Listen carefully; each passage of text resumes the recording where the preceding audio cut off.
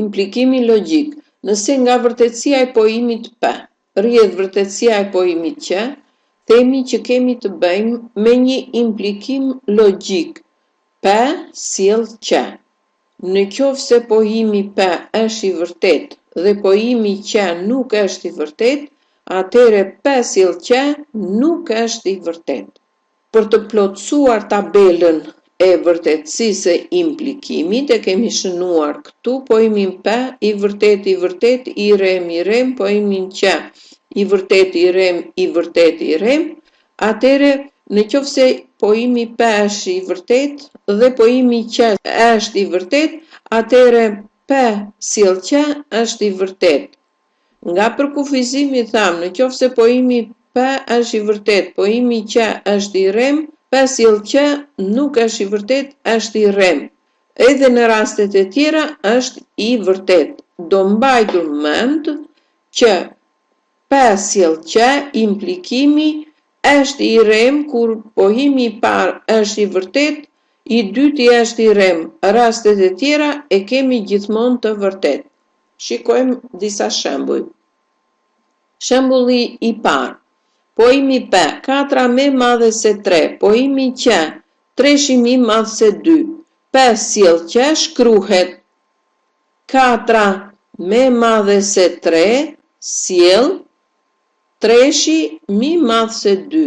Të dy këta pojime janë të vërtet, 4 është më madhe se 3, 3 si 2, pojimi P sjell Q është i vërtet.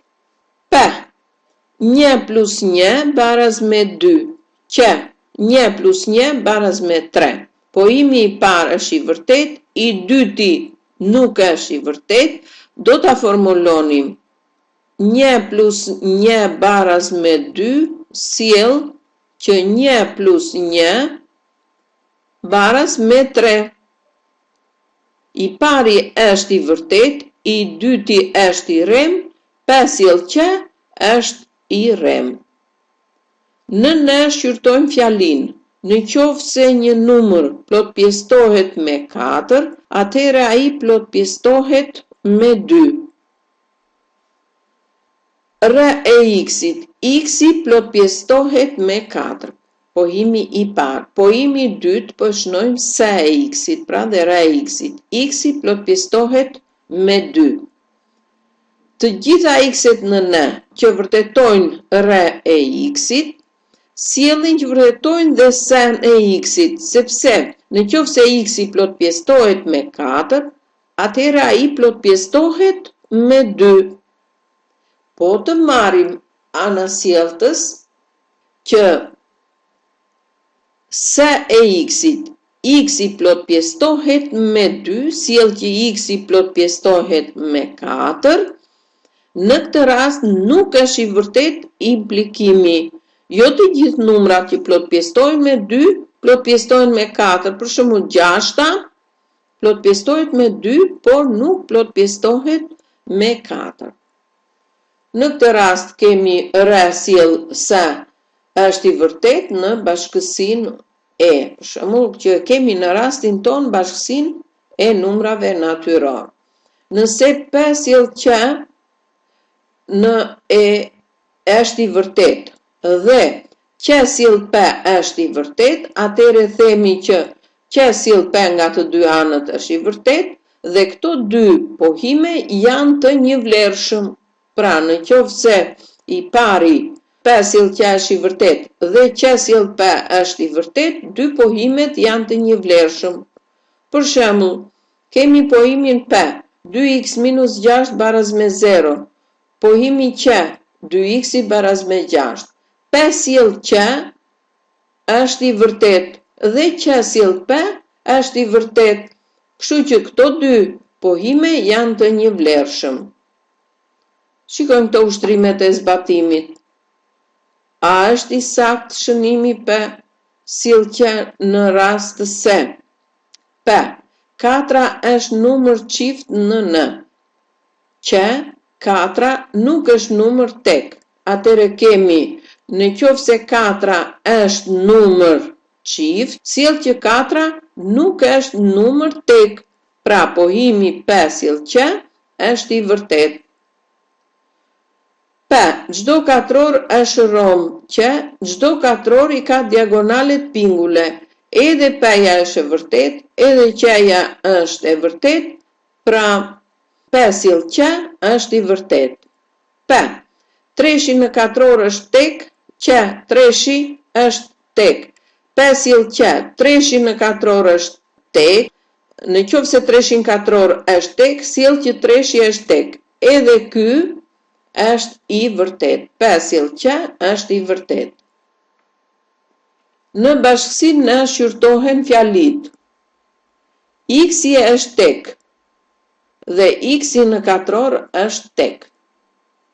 X-i është qift dhe 2X-i është qift. A janë ato të njëvlershme? Marrim të parin. X-i është tek dhe X-i në katror është tek.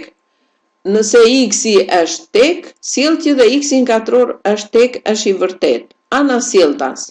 Nëse X-i në katror është tek, sjellja dhe X-i është tek. Edhe ky pohim është i vërtet. Të dy pohime, pohimi P sill Q dhe Q sill P, janë të vërtet, dy pohimet janë të njëvlershëm. X-i është qift, sill që 2X-i është qift. Ky është i vërtet. Anasjelltas. Në qoftë se 2X-i është qift, X-i është qift. Ky nuk është i vërtet, mjafton të marrim një shembull dhe ta hedhim poshtë. 2X-i është 6, atëre X-i sa na del? 3, që është tek. Pra, me një kundër shembull, ne e hodhëm poshtë. Në bashkësinë E, -4, -3, -2, -1, 0, 1, 2, 3, 4, shqyrtohen fjalit X-i më i vogël se 3 dhe Q-i X-i më i vogël se 1. Gjeni bashkësitë e vërtetësisë së tyre, cili implikim është i vërtet. Px sill Qx, Qx sill Px. Px ishte nëse X-i është më i vogël se 3, sill që X-i më i vogël se 1. Anasjelltas, nëse X-i është më i vogël se 1, sill që X-i është më i vogël se 3. Në bashkësinë E kemi për pohimin e parë X-i, po e shënoj me A, X-i më i vogël se 3, më të vegjël se 3 janë këtu të gjithë, -4, -3, -1, 0, 1, 2. I dyti B, barës X-i më i vogël se 1, -4, -3, -1, 0, X-i më i vogël se 1. Këtu I kemi bërë dhe me bosht numerik. X-i më i vogël se 1, X-i më i vogël se 3. Po që se X-i është më i vogël se 1, a I sill që është dhe më i vogël se 3. Po që X-i më i vogël se 3 mund të jetë dyshi këtu, që nuk është më i vogël se 1. Në bashkësinë N shqyrtohen fjalit Px-it, X-i plot pjesëtohet me 3, Qx-it, X-i plot pjesëtohet me 9 dhe Px-it, X-i mbaron me 0, Qx-it, X-i plot pjesëtohet me 10. Cila nga shënimet Px-it sill Qx-it në N, apo Qx-it sill Px-it në N është I vërtet? Atëre e formulojmë të parin. Nëse X-i plot pjesëtohet me 3, sill që X-i plot pjesëtohet me 9. Ky nuk është I vërtet, po marrim 6-ën, plot pjesëtohet me 3, por nuk plot pjesëtohet me 9, ose 12-a, plot pjesëtohet me 3, por nuk plot pjesëtohet me 9. Pra ky është I rrem, nuk është I vërtet. Nëse X-i plot pjesëtohet me 9, sill që X-i plot pjesëtohet me 3, Po, të gjithë x-et që plot pjestojnë me 9, plot pjestojnë dhe me 3, sepse 3-shi është dhe pjestuesi i 9-ës. Ky është i vërtet. Këto dy pohime nuk janë të njëvlershëm, sepse nuk janë P sjell Q e vërtet dhe Q sjell P e vërtet. E dyta, nëse x-i mbaron me 0, sjell që x-i plot pjestohet me 10. P e x-i sjell Q e x-it është i vërtet. Nëse x-i plot pjestohet me 10, sjell që x-i mbaron me 0. Edhe ky është i vërtet, gjithë numrat që plot pjestohen me 10 mbarojnë me 0 dhe anasjelltas. Gjithë numrat që mbarojnë me 0 plot pjestohen me 10. Edhe ky është i vërtet. Këtu kemi dy pohime të njëvlershme, P e x-it i njëvlershëm me Q e x-it. Këtu vëmë re që veprimi të implikimit i përgjigjet veprimi i përfshirjes së bashkësive.